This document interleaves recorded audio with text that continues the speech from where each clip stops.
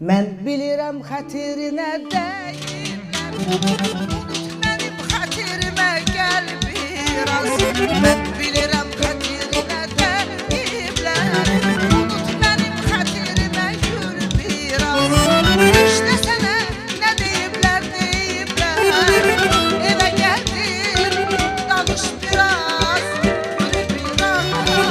Evə gəldin, danış biraz, gül biraz. Gül biraz, gül biraz, gül biraz. Evə gəldin, danış biraz, gül biraz. Gül biraz, gül biraz, gül biraz. Evə gəldin, danış biraz, gül biraz.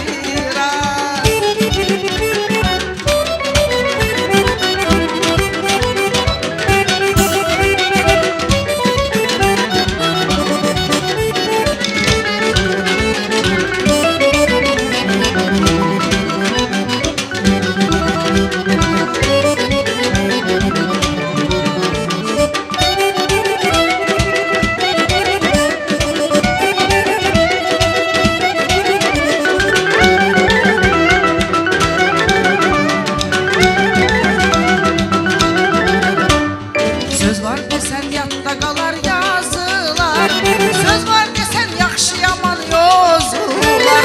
Söz var desen yadda qalar yazılar, söz var desen yaxşı yaman yozular.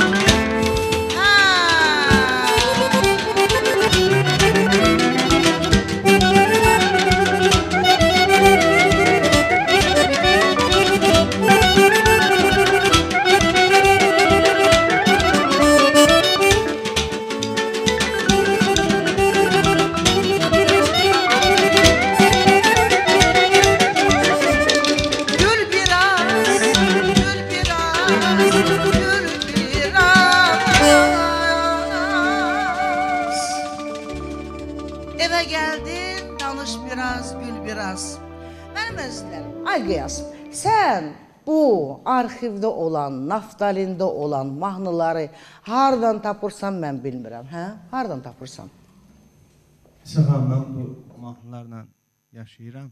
Mən düzün desəm, siz elə tip musiqiçi müğənnilərdənsiz ki, mən sizlərə baxıb, yəni zövqlü, gözəl musiqiləri sevmişəm və bu sənəti hal-hazırda da sevirəm.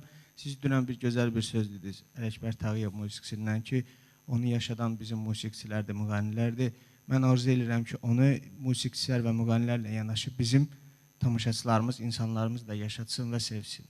Çok teşekkür ederim, çok sağ ol.